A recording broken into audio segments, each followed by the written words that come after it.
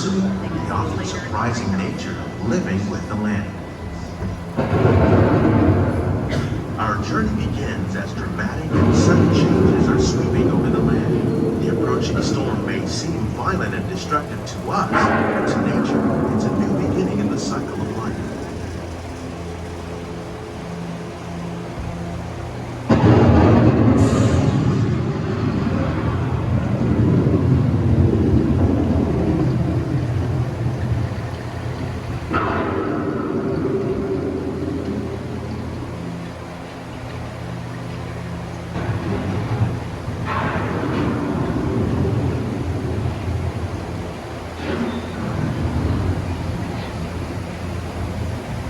Beneath the surface of the land, roots trap water from the flowing mud, extracting precious nutrients and minerals. These elements, when combined with sunlight, create the diverse living systems of our planet.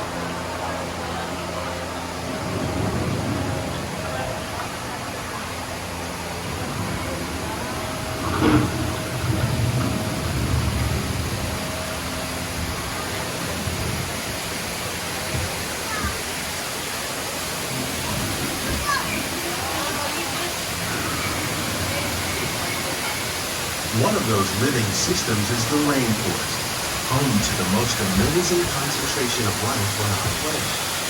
These dense and beautiful forests cover only a tiny portion of the Earth's surface, but they contain more than half of its plant and animal life. Rainforests are also extremely rich in protective living systems, providing us with oxygen, food, medicine, and other elements essential for our lives.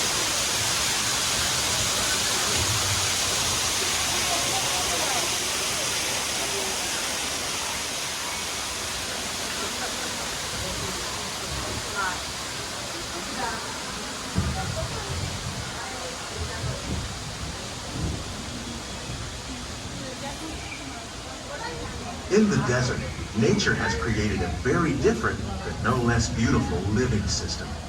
And while this arid landscape may seem lifeless, it is very much alive.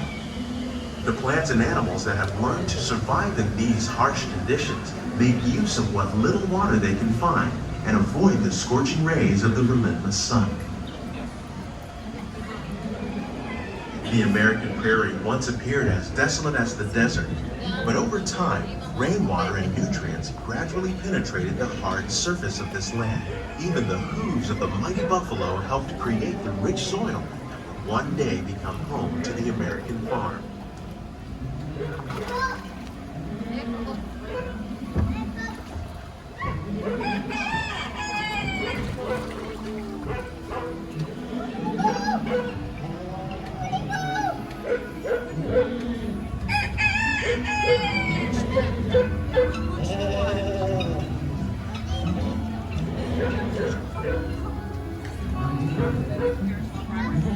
Of all the forces at work on the land, humans have had one of the most profound effects. The need to produce food for a growing world led to the enormous use and sometimes overuse of the land. In our search for more efficient ways to grow food, we often fail to realize the impact of our methods.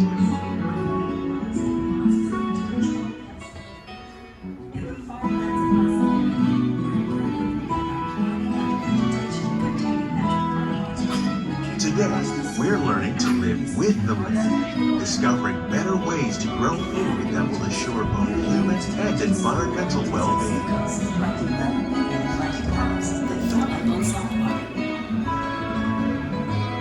In Japan, we're learning that by mixing leaves and other living materials into our soil, we can make farmland more fertile without the need for chemicals.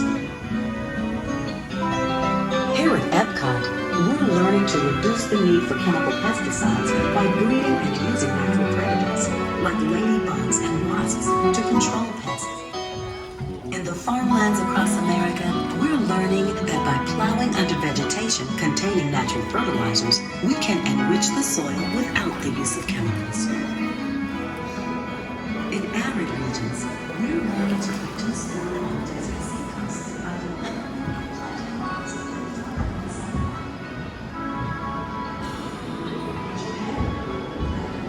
How Will we meet tomorrow's growing needs for food production, yet still respect the needs of the land? Some of the answers are being discovered just ahead.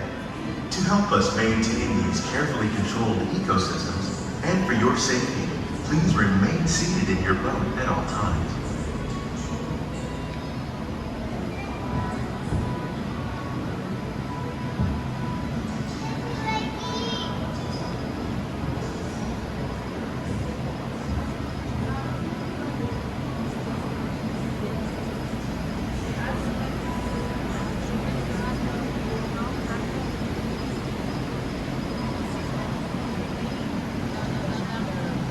Welcome to our living laboratory, where scientists from Epcot and the U.S. Department of Agriculture are exploring innovative ways to produce bountiful harvests now and into the future.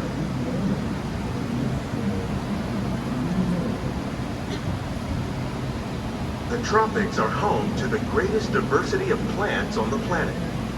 Many of these, like papaya, bananas, cacao, coffee, and rice, are well known around the world. These are just a few of the edible plants that have been an important source of nutrition for people living in the tropics.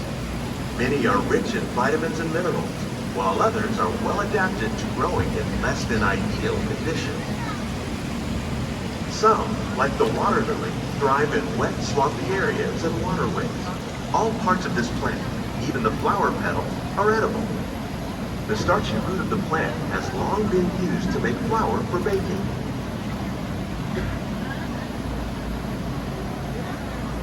One day, many of these lesser-known tropical plants may be as important as the bananas growing on both sides of the boat.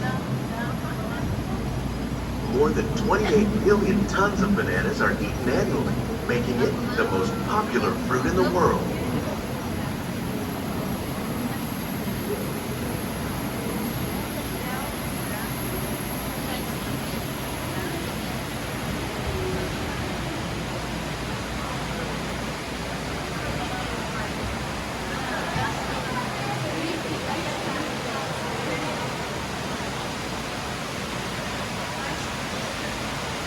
When we mention farming, you probably don't think of fish, but fish farming, or aquaculture, accounts for nearly half of all the seafood consumed globally. Tilapia, bass, and catfish, like the ones you see here, are three of the more popular crops raised by fish farmers. The sustainable system we're using here recycles the water in the tanks. As a result, we're able to save millions of gallons each year. Our small fish farm produces nearly 5,000 pounds of fish each year to serve in restaurants around Walt Disney World. Innovations like this one can play an important role in our efforts to produce bountiful harvests and still protect natural resources.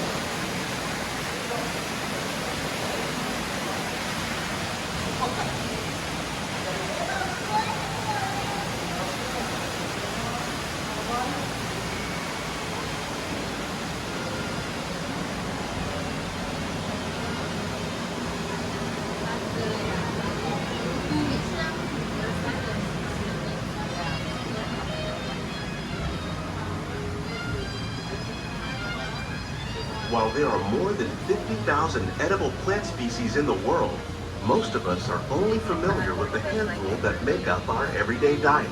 The common grains growing here, wheat, maize, sorghum, and millet, plus rice, account for nearly 2/3 of our global food consumption. Learning how to increase yields of these staples is an important goal of research around the world.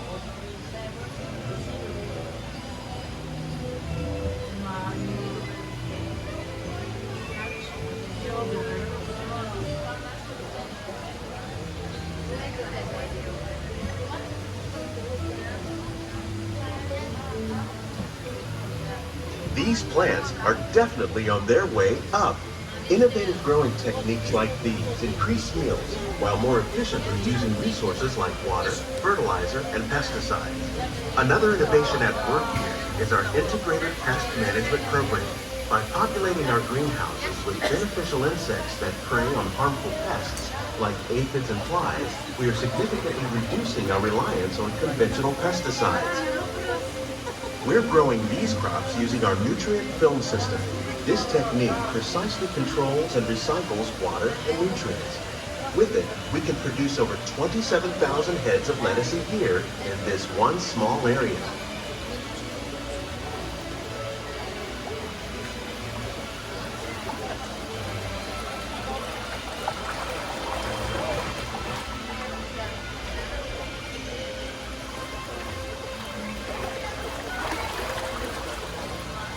Some of our best ideas have been inspired by nature, like these fruit and vegetable trees. By growing these ground plants vertically, we can increase yields and better control diseases. These crops taste as good as they look. In fact, we serve more than 15 tons of produce from our greenhouses in restaurants here at the land every year.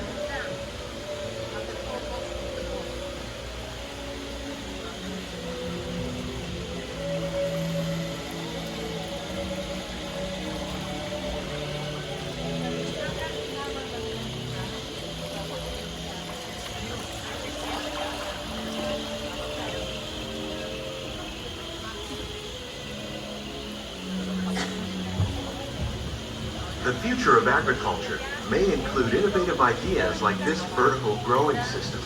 Plants grown in this way use a fraction of the space required by traditional growing methods. That saves water and increases production.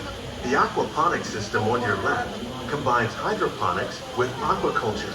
The fish provide a natural source of fertilizer for the plants, and the plants help keep the water clean for the fish. It's another great way to produce more while using less. In our lab, Epcot scientists are working with the U.S. Department of Agriculture on a number of innovative projects.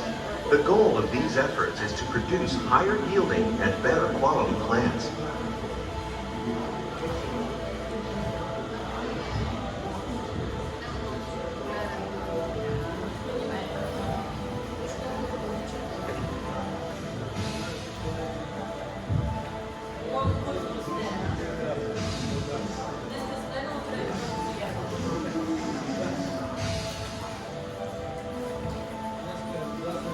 These greenhouses represent just a fraction of the work being done worldwide to produce bountiful harvests for our growing population.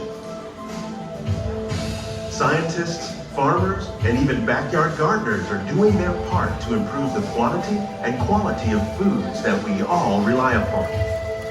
Together, we can continue to find more ways to increase food production and protect our precious natural environment. Only then will we truly be living with the land.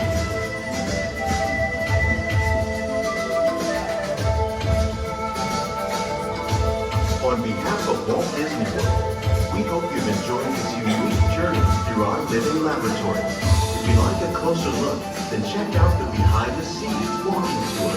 It's a chance for the whole family to get up close and personal with the plants and growing techniques in our laboratory. Please keep your hands and feet inside the boat and remain seated until the boat comes to a complete stop.